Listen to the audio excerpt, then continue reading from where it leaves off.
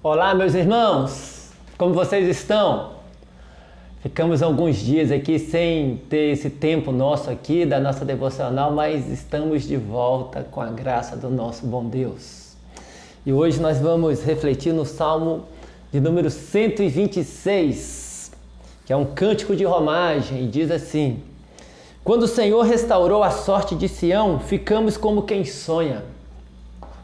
Então a nossa boca se encheu de riso e a nossa língua de júbilo. Então entre as nações se dizia: grandes coisas o Senhor tem feito por eles. Com efeito, grandes coisas fez o Senhor por nós. Por isso estamos alegres. Restaura, Senhor, a nossa sorte como as torrentes no Neguebe. Os que com lágrimas semeiam, com júbilo ceifarão. Quem sai andando e chorando enquanto semeia, voltará com júbilo trazendo os seus feixes. Meus irmãos, esse texto é um texto que fala de um momento de restauração na vida do povo, né? O versículo 1 aponta para isso, né? Quando o Senhor restaurou a sorte de Sião, ficamos como quem sonha. Muito possivelmente, né, isso pode ser algo que diga respeito ao período em que o povo retornou para a terra prometida, especificamente ali para Sião, para Jerusalém. E aquilo parecia um sonho, aquele momento de restauração. O povo primeiro é espalhado, né, pela dimensão do assim, império, pela extensão do assim, império, e depois eles recebem autorização para retornar. E eles começam então a voltar. Quando você lê a escritura no segundo livro de Crônicas, você chega lá no finalzinho do segundo livro de Crônicas, deixa eu pegar aqui e abrir aqui. No finalzinho nós lemos o seguinte, no segundo livro de Crônicas, capítulo 36, versículo 22 e versículo 23, está assim, olha. Porém, no primeiro ano de Ciro, rei da Pérsia, para que se cumprisse a palavra do Senhor por boca de Jeremias, despertou o Senhor o espírito de Ciro, rei da Pérsia, o qual fez passar pregão por todo o seu reino, como também por escrito, dizendo: assim diz Ciro, rei da Pérsia: o Senhor, Deus dos céus, me deu todos os reinos da terra e me encarregou de lhe edificar uma casa em Jerusalém, que está em Judá. Quem entre vós é de todo o seu povo, que suba, e o Senhor seu Deus seja com ele.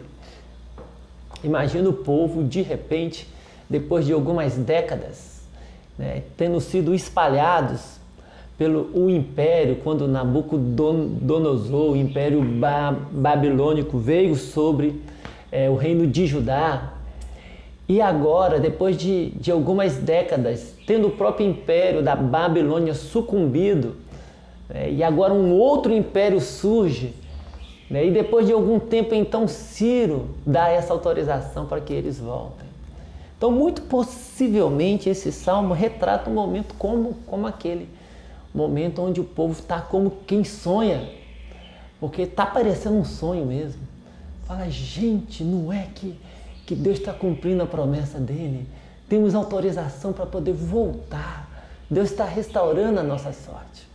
Então é um texto que aponta para essa realidade de restauração. Mas é um texto que também fala de um momento difícil.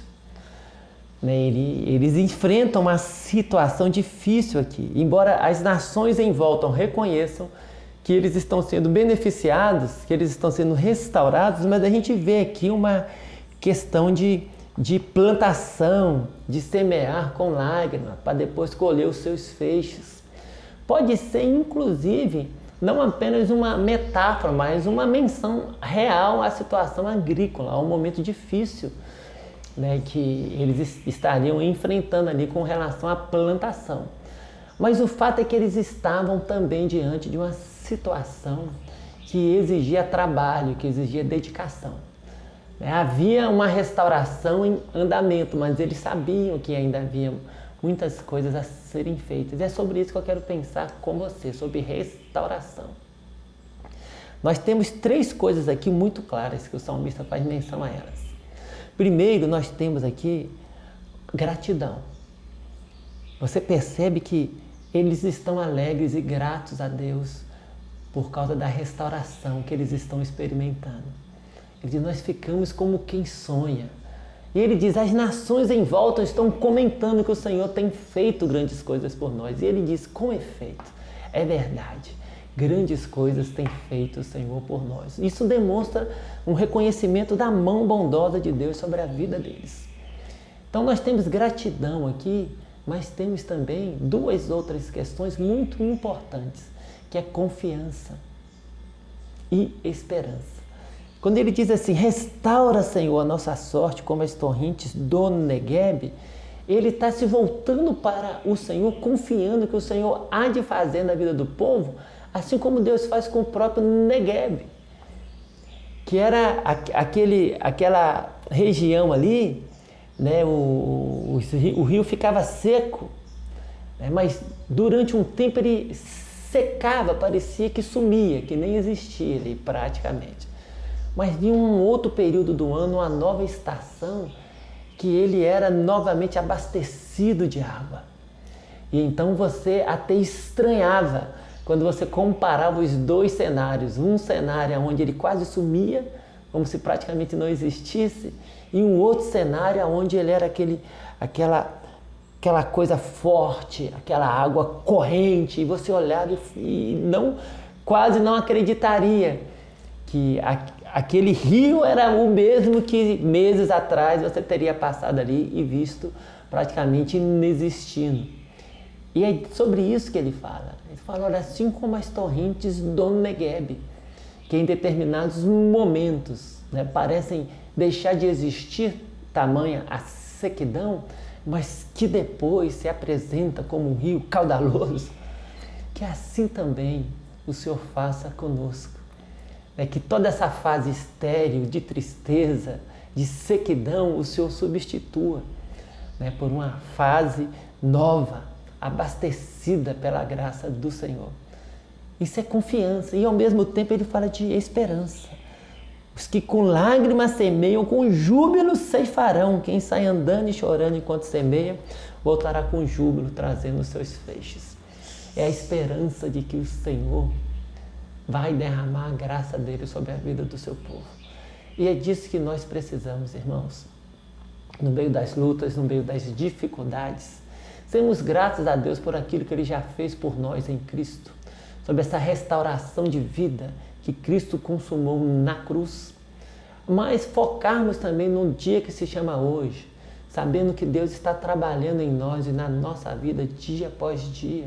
E então encarar o dia de hoje com confiança na graça do Senhor e esperança no poder e na misericórdia do Senhor para nos restaurar a cada dia, para restaurar a nossa casa, os nossos relacionamentos, a nossa família, o nosso casamento, a nossa relação com os nossos filhos. Que Deus tenha misericórdia de nós e mantenha o nosso coração sempre grato, confiante e esperançoso para a glória do nome dele. Deus te abençoe e te dê um ótimo dia em nome de Jesus. Amém.